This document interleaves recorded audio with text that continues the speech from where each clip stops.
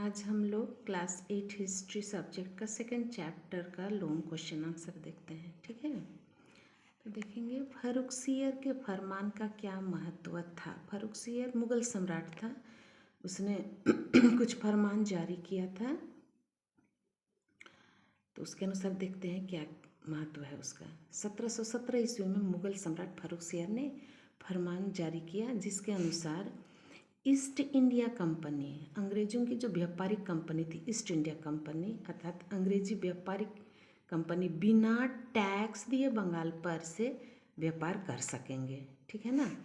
दूसरा था कंपनी सरकार कलकत्ता के आसपास के 38 गांवों की जमींदारी खरीद सकेगा। ठीक है ना। तीसरा फरमान या आदेश दिया था कंपनी की चीज़ों की, ईस्ट इंडिया कंपनी की यहाँ व्यापारिक कोठियाँ बन गए थे हमारे बंगाल में। ठीक है ना। तो ईस्ट इंडिया कंपनी की चीज़ों की अगर चोरी हो जाए, चोरी होने पर चोर को दंड और कंपनी की क्षतिपूर्ति बंगाल नवाब को करना करेगा। इस तरह से फरमान जारी किया था फर्रुखसियर ने। अगला क्वेश्चन, द्वैध शासन या दोहरा शासन क्या है।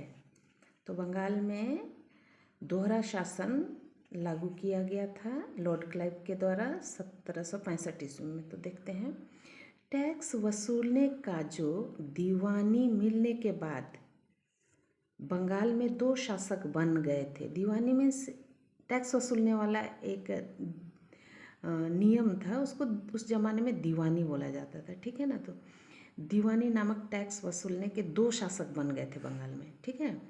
पहला, जिसके पास राजनीतिक राजपाट चलाने तथा दीवानी टैक्स वसूलने का दायित्व होता था, जो बंगाल नवाब के हाथ में था। ठीक है ना, बंगाल नवाब के हाथ में। दूसरा था जो आर्थिक व्यवस्था और राजस्व वसूली अधिकार ब्रिटिश शासकों के पास आ गया था। दो लोगों को अधिकार मिल रहा है अलग अलग काम का। ठीक है। इस तरह बंगाल में दो तरफ से शासन व्यवस्था चलाया जाता था, जिसे द्वैत शासन या दोहरा शासन प्रणाली कहा जाता है। और इसको जो है, ये दोहरा शासन प्रणाली ब्रिटिश गवर्नर लॉर्ड क्लाइव ने दोहरा शासन प्रणाली लागू की थी 1765 ईस्वी में। ठीक है। अगला क्वेश्चन है, काल कोठरी की घटना क्या है। तो प्लासी युद्ध के दौरान की घटना है ये काल कोठरी। ठीक है, जो कि 1757 ईस्वी में हुआ था, उसी के दौरान या उसके आगे पीछे की घटना है। बंगाल नवाब सिराजुद्दौला और east India company Lord Clive, ठीक है ना, के बीच में दुश्मनी के दौरान सिराजुद्दौला ने 1756 ईस्वी में कलकत्ता के एक छोटी कोठरी रूम में 146 अंग्रेजों को कैद कर दिया था। किसने? बंगाल नवाब सिराजुद्दौला ने। कितने लोगों को? 146 लोगों को कैद किया, और जिसके कारण उन सब की काल कोठरी में क्या हो गई? मृत्यु हो गई। और इसे ही काल कोठरी या अंधकूप हत्या घटना से भी जाना जाता है। क्वेश्चन में अंधकूप घटना क्या है करके भी पूछा जाता है, इसलिए काल कोठरी या अंधकूप घटना, तो आंसर एक ही होगा। ठीक है ना। तो अंधकूप कहने के पीछे कारण है कि वह रूम जो था, रूम जो था वो 18 फुट लंबा, 14 फुट 10 इंच चौड़ा और अंधकार वाला रूम कोठरी था, इसीलिए उसको अंधकूप हत्या के नाम से इस घटना को जाना जाता है। अगला क्वेश्चन है, बक्सर युद्ध क्या है।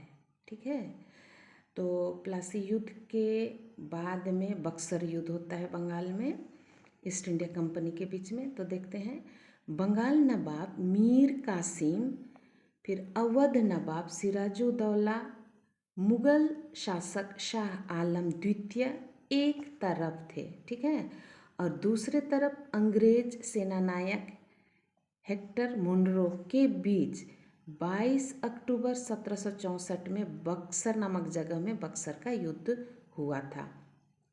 समझ में आ रहा है?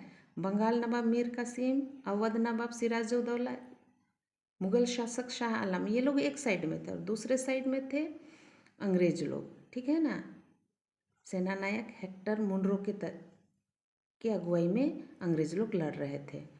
और इसमें जो है जिसमें अंग्रेज़ों की जीत हुई और इसी के साथ शाह आलम को अंग्रेज़ों द्वारा बंगाल, बिहार और उड़ीसा से दीवानी नामक टैक्स वसूलने का भी अधिकार मिला था।